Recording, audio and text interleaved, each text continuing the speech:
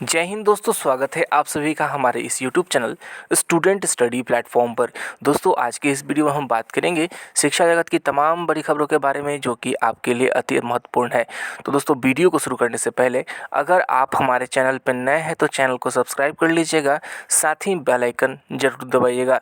तो शुरुआत करते हैं आज की पहली बड़ी खबर से। तो पहली बड़ी खबर है कि बीएसएससी की प्रथम इंटर स्तरीय परीक्षा के फर्जीवाड़े में 12 पर केस।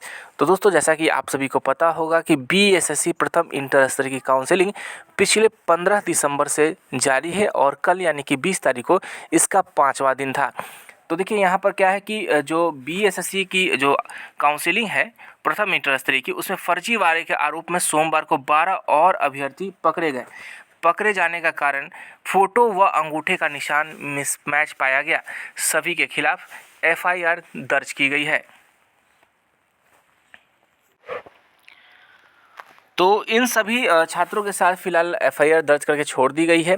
और सबसे बड़ी चीज़ कि जो बिहार एसएससी प्रथम इंटर स्तरीय की काउंसलिंग में बार बार बायोमेट्रिक का जो मसला उभर के आ रहा है, कुछ छात्रों का कहना भी है कि उनका बायोमेट्रिक निशान सही है, लेकिन आयोग के दिए गए बायोमेट्रिक मशीन के द्वारा जो फिंगरप्रिंट्स ली जा रही हैं उनमें उनका जो है कि फिंगरप्रिंट मैच नहीं हो पा रहा है। तो इसके लिए जो है कि किसी भी अभ्यर्थी को फिलहाल जो है कि जेल में नहीं डाला जा रहा है, बल्कि उन्हें बॉन्ड भरवा कर उन्हें छोड़ दिया जा रहा है। लेकिन जो एसके पुरी थाना है उसने बोल दिया है कि ये फिलहाल बॉन्ड भरवा कर छोड़ दिया जा रहा है, बाद में जो है कि इस पर गहन जांच की जाएगी और जांच के बाद उपरांत जो भी नतीजे निकल कर आएंगे उसके हिसाब से इन छात्रों पर कार्रवाई की जाएगी। तो एक चीज़ मैं बता दूं कि जिन छात्रों का भी फिंगर मिसमैच हो रहा है उनके लिए बाद में एफएसएल की टीम गठित करके एफएसएल के द्वारा जो है कि फिंगरप्रिंट की जांच करवाई जाएगी। और एफएसएल की जांच में अगर फॉल्ट पकड़ी जाती है तो उन छात्रों के खिलाफ कड़ी से कड़ी कार्रवाई और जेल भी जाना हो सकता है। तो चलिए बात करते हैं बीएसएससी की एक और अगली खबर से। तो प्रथम इंटर स्तरीय काउंसलिंग की ही एक और न्यूज़ है, जिसमें 14 तारीख की जो काउंसलिंग स्थगित की गई थी पटना हाई कोर्ट के आदेश के द्वारा। तो देख सकते हैं यहाँ पर कि प्रथम इंटर स्तरीय की काउंसलिंग 25 को, तो प्रथम इंटर स्तरीय परीक्षा की 14 दिसंबर को स्थगित, काउंसलिंग 25 दिसंबर को होगी।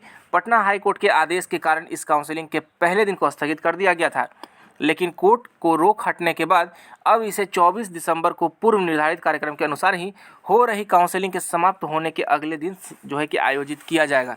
यानी कि ये जो 24 तारीख को आपका जो काउंसलिंग जो है कि समाप्त हो रहा था, उसके अगले ही दिन यानी कि 25 तारीख को इन छात्रों का काउंसलिंग जो है करवाया जाएगा। क्योंकि जो है कि जो अधिकारियों, पदाधिकारियों, सहायकों की नियुक्ति है वो 25 तक की है। तो 25 तारीख का जो डेट था उसी डेट में जो है आप सभी 14 दिसंबर वाले जो काउंसलिंग वाले अभ्यर्थी हैं उनका 25 तारीख को ही ये काउंसलिंग करा ली जाएगी। हालांकि मैं एक चीज़ बता दूं कि काउंसलिंग कराने का जो टाइमिंग है उसे बदल दिया गया है। एक बार आप ऑफिशियल वेबसाइट पर जाकर देख लीजिएगा। पहली शिफ्ट जो है कि 8:30 बजे से और दूसरी शिफ्ट जो है कि 11 बजे से ही स्टार्ट हो जाएगी। और एक और खबर है बीएसएससी को लेकर, तो देख सकते हैं कि परीक्षा मामले में जवाब देने का निर्देश। तो देखिए, बीएसएससी की सैनिटरी इंस्पेक्टर की एक नियुक्ति आई थी और लिखित परीक्षा में जो क्वालिफाइंग मार्क्स निर्धारित करने के बाद जो है कि निर्णय लिए गए उसको संबंधित देखिए यहाँ पर रीट याचिका पर जो है कि हाईकोर्ट में सुनवाई हुई है।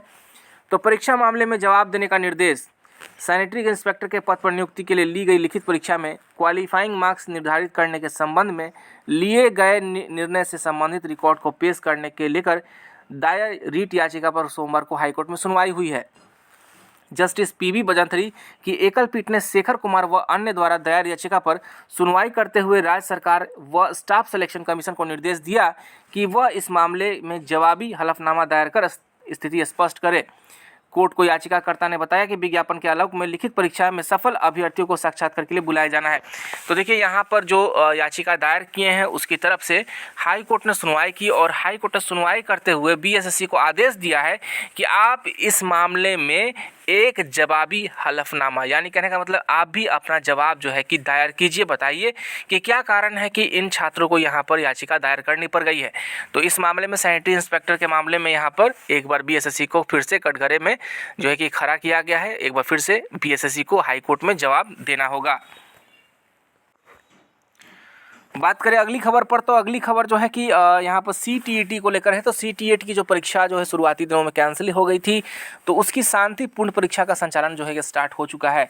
तो देख सकते हैं यहाँ पर तकनीकी गड़बड़ी के बाद central board of secondary education का सेंट्रल एलिजिबिलिटी टेस्ट CTET 2021 का आयोजन हुआ। CTET के पहले दिन 16 दिसंबर को तकनीकी गड़बड़ी आने से सेकंड शिफ्ट की परीक्षा स्थगित करनी पड़ी थी। इसके बाद यह परीक्षा सोमवार को आयोजित हुई। सभी सेंटर पर परीक्षा जो है शांतिपूर्ण संपन्न हो गई। तो देखिए क्या हुआ था कि जो CTET की परीक्षा पहले दिन हुई थी 16 तारीख को। हालांकि इस बार CTET की परीक्षा बदले हुए पैटर्न, कहने का मतलब है कि पहले ये रिटन एग्जाम होती थी और पेपर पेन मोड में, लेकिन ये इस बार ऑनलाइन मोड में हुई है। और पहले ही दिन की सेकंड शिफ्ट की परीक्षा में क्वेश्चंस पेपर डाउनलोड नहीं हो पा रहे थे, क्वेश्चन पेपर नहीं दिख पा रहे थे, जिस कारण से इस CTET परीक्षा की जो है कि एग्ज़ाम है उसे रद्द करना पड़ा था, स्थगित करना पड़ा था। और अब ये एग्ज़ाम जो है कि फिर से एक बार स्टार्ट किया गया है। और स्टार्ट करने के बाद जो है कि कल इसकी परीक्षा शांतिपूर्ण ढंग से सभी केंद्रों पर हो चुकी है, क्योंकि इसके लिए जो है कि CTET को लेकर जो है कि जो ION डिजिटल जोन है, जैसे कहने का मतलब TCS कंपनी है, उन्होंने इंजीनियरों की टीम गठित की थी। इस पर ट्रायल भी किया था संडे के दिन, और संडे को ट्रायल करने के बाद सोमवार को शांतिपूर्ण ढंग से परीक्षा भी ले ली जा चुकी है। बात करें अगली खबर पर, तो अगली खबर शिक्षकों को लेकर ही है। तो देख सकते हैं कि प्राथमिक शिक्षक 17 से 28 तक जो होगी यहाँ पर काउंसलिंग होगी। जो तीसरे राउंड की काउंसलिंग है वो 17 जनवरी से 28 जनवरी तक की डेट दे दी गई है। तो छठे चरण की प्राथमिक शिक्षक नियोजन के लिए तीसरे राउंड की काउंसलिंग का शेड्यूल शिक्षा विभाग ने सोमवार को जारी कर दिया। इसके मुताबिक 17, 18, 19, 22, 24, 25 व 28 जनवरी को काउंसलिंग कराई जाएगी। इस दौरान 1250 नियोजन इकाइयों में करीब 11,000 से अधिक पदों के लिए काउंसलिंग की जानी है। अब तक 6,930 नियोजन इकाइयों में काउंसलिंग के बाद चयन की प्रक्रिया पूरी हो चुकी है। करीब 38,000 अभ्यर्थियों का चयन किया जा चुका है। तो देखिए यहाँ पर काउंसलिंग जो है तीसरे चरण की, कहने का मतलब छठे चरण का जो है कि तीसरा राउंड का ये काउंसलिंग तो होना है। और 17 से 28 की जो डेट डिसाइड की गई है, फाइनल की गई है। तो देख सकते हैं कि कब और कहाँ किस विषय की काउंसलिंग होगी। नगर निकाय देख सकते हैं 6 से 8, तो इसमें 17, 18, 19। तो इसका प्रखंड की बात कर लें तो 22 जनवरी 6 से 8 सामाजिक विज्ञान के लिए प्रखंड, 24 जनवरी 6 से 8 गणित विज्ञान व भाषा के लिए प्रखंड में देखिए 25 तारीख है 1 से 5, और पंचायत में देखिए एक दिन है यहाँ पर 28 जनवरी 1 से 5, यानी कि इस प्रकार से 1 से 5 कक्षा के लिए। तो यहाँ पर जो है कि कौन कौन से नियोजन इकाई हैं, चाहे वो नगर निकाय हो, प्रखंड हो, पंचायत हो, उन सब के लिए डेट जो है अनाउंस कर दी गई है। आपको मैं लेटर दिखाना चाहूँगा, कल शिक्षा विभाग ने ये लेटर भी जारी की थी। तो आप यहाँ देख सकते हैं कि बिहार सरकार शिक्षा विभाग का अधिसूचना है। इसमें देखिए, इसमें भी जो है कि काउंसलिंग को लेकर जो कि डेट यहाँ पर बता दी गई है कि नगर निकाय, प्रखंड नियोजन इकाई, पंचायत नियोजन इकाई में कब से कब और जो है कि कितने से कितने कक्षा तक के लिए होगी, ये सारी चीज़ें यहाँ पर दी गई हैं। ये लेटर है, ये लेटर जो है कि बिहार सरकार शिक्षा विभाग के द्वारा अधिसूचना जारी की गई है, देख सकते हैं यहाँ पर।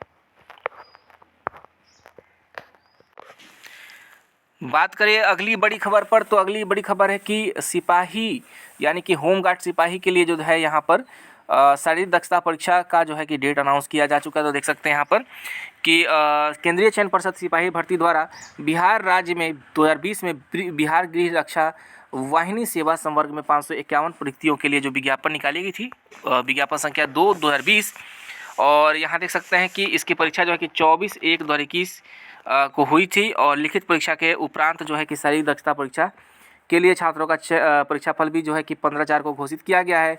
और परीक्षा देखिए यहाँ पर शारीरिक परीक्षा कब होगी, तो इनकी शारीरिक परीक्षा होगी 7/2/2022 से होगी। 7 फरवरी 2022 से इन छात्रों की जो है कि फिजिकल एग्ज़ाम जो है कि लिया जाएगा। और एडमिट कार्ड की बात करें कि पीईटी का एडमिट कार्ड कब से है, तो शारीरिक दक्षता परीक्षा हेतु प्रवेश पत्र 17/1/2022 से परिषद की वेबसाइट बिहार होमगार्ड टैब पर उपलब्ध करा दी जाएगी। अगर आपका किसी कारणवश यहाँ से एडमिट कार्ड डाउनलोड नहीं हो पाता, तो आप जो है कि 3/2/2022 से 4/2/2022 तक केंद्रीय चयन परिषद के बैक हार्डिंग रोड सचिवालय हॉल के निकट स्थित कार्यालय में सुबह 10 बजे से शाम 5 बजे तक डुप्लीकेट एडमिट कार्ड जो है कि अपने खर्च से प्राप्त कर सकते हैं। तो यहाँ देख सकते हैं कि सिपाही भर्ती जो है कि यहाँ पर बिहार होमगार्ड को लेकर जो है कि बता दिया गया कि आपका जो है कि फिजिकल कब से कब होगा। और एडमिट कार्ड भी देख सकते हैं कि 17 तारीख से एडमिट कार्ड भी आपको अवेलेबल होने लगेगा। और बात कर ले आज की जो है आखिरी खबर पर, तो आखिरी खबर है कि जो ये कैंपस से संबंधित है, तो पटना यूनिवर्सिटी पीजी के लिए एडमिशन जो है कि के लिए 8 तक करे आवेदन। पहले ये डेट कल तक की थी, यानी कि 20 तक की थी, डेट को एक्सटेंड कर दिया गया। तो पटना विश्वविद्यालय में पीजी यानी कि स्नातकोत्तर के 31 विषय के तहत 1693 सीटों के लिए सोमवार को अंतिम आवेदन तिथि थी।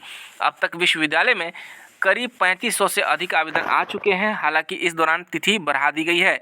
अब 8 जनवरी तक आवेदन का मौका दिया गया है और यह अंतिम मौका होगा। तो दोस्तों यहाँ पर पटना यूनिवर्सिटी प्रशासन ने एक बार फिर से छात्रों के लिए डेट जो है बढ़ा दी है, ताकि छात्र जो है कि यहाँ पर जो छात्र नहीं भर पाए थे वो यहाँ पे फॉर्म फिलअप कर सकें। उसके बाद देखिए यहाँ पर पाटलिपुत्र यूनिवर्सिटी स्पॉट एडमिशन का मौका कल तक। तो पाटलिपुत्र यूनिवर्सिटी में जो है कि पटना का स्नातक सत्र 21-24 चाहे वो रेगुलर हो या यहाँ पर देख सकते हैं व्यावसायिक हो, नामांकन के लिए बची हुई सीटों के लिए स्पॉट नामांकन प्रक्रिया सोमवार को शुरू हो गई है। 22 दिसंबर तक नामांकन का मौका है। छात्रों को अपने ऑफर लेटर के साथ आवेदन फॉर्म भी डाउनलोड करना होगा। और यहाँ देख सकते हैं कि जो तमाम विश्वविद्यालय हैं तो वो 24 से छुट्टी पे हो रही है। पटना विश्वविद्यालय समेत तमाम विश्वविद्यालय, उनके कॉलेज व शिक्षण संस्थान 24 दिसंबर से विंटर वेकेशन की छुट्टी प्रारंभ हो जाएगी। इसके बाद विश्वविद्यालय सीधा 2 जनवरी को खुलेंगे। इस दौरान पढ़ाई से लेकर दफ्तर सब कुछ बंद रहेंगे, यानी कि विंटर की छुट्टी जो है यूनिवर्सिटीज़ में हो रही है और वह छुट्टी 24 दिसंबर से लेकर 2 जनवरी तक के लिए होगी। 24 दिसंबर को अब जो है कि स्कूल जो है कि कॉलेज यूनिवर्सिटीज़ खुल जाएंगे। तो चलिए दोस्तों, आज के लिए बस इतना ही। आप सभी का बहुत बहुत धन्यवाद।